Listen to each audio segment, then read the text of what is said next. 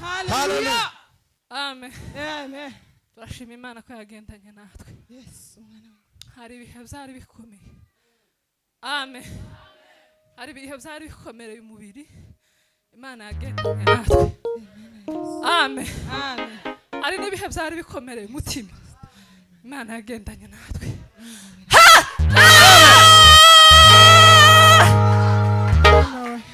Amen. Ndatera haleluya kubw'ibihe byari bikomereye umutima. Imana yagendanye naje. Amen. Amen. Amen. Amen. Amen. Amen.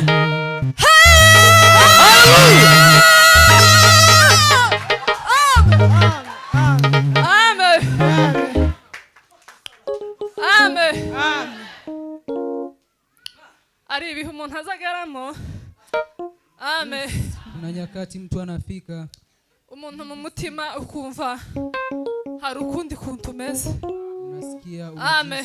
namna nyingine. Ariko nahamagaye Imana ndayibwira ngo Mana, Lakini nimemwita Mungu nikamwambia ewe Mungu ubane naje muri ibi bihe bimeze uweze gutya. kuwa nami kwa nyakati hizi. Mu gihe amatwi yanje ahasingira ibimeze gutya, Nyakati ambazo Mugihe masikio umutima yangu wanje inasikia haya. waba wakira ibi ngibi. Nyakati ambazo roho yangu inasikia Mana, haya. ugendane naje. Mungu tembee Rero nami. ndashima Imana ko yagendanye naje. Nashukuru Kaba Mungu ngeze muri iki ametembea nami. giterane. Imana ya Isiraheli himbazwe. Mungu wa Israeli ashukuriwe. Amen. Amen. Hallelujah! Hallelujah. Hallelujah. Amen. Amen. Bwana asifiwe. Bwana asifiwe. Kina mama aradushomboroshe. Yuko yakoze kucukunda nawe uzumva wakivuga.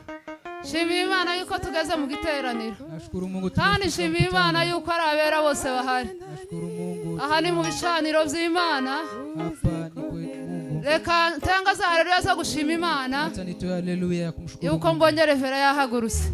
Kwa kuwa nimeona Reverend Amede Yavuze hejuru y'umutima. amesema kuhusu roho. Umuntu agizwe n'umutima. Mtu ni roho ina Iyo umutima ugwaye uba wagwaye wese. roho ukiwa mgonjwa, wewe ni mgonjwa mzima. Hari igihe nanje nawe ugwaye. Kuna wakati nimekuwa mgonjwa. Ariko roho, mpamagara Imana yanje aho nza mpurira nayo. lakini nikaita Mungu pale napatania naye. Ndavuga ngo hangwaye umutima Mana.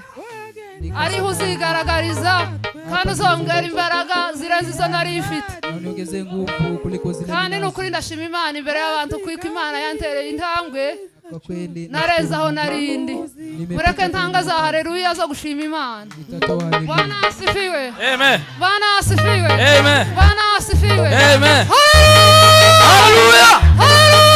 Hallelujah. Hallelujah. Amen. Amen. Dakika 5 turudie.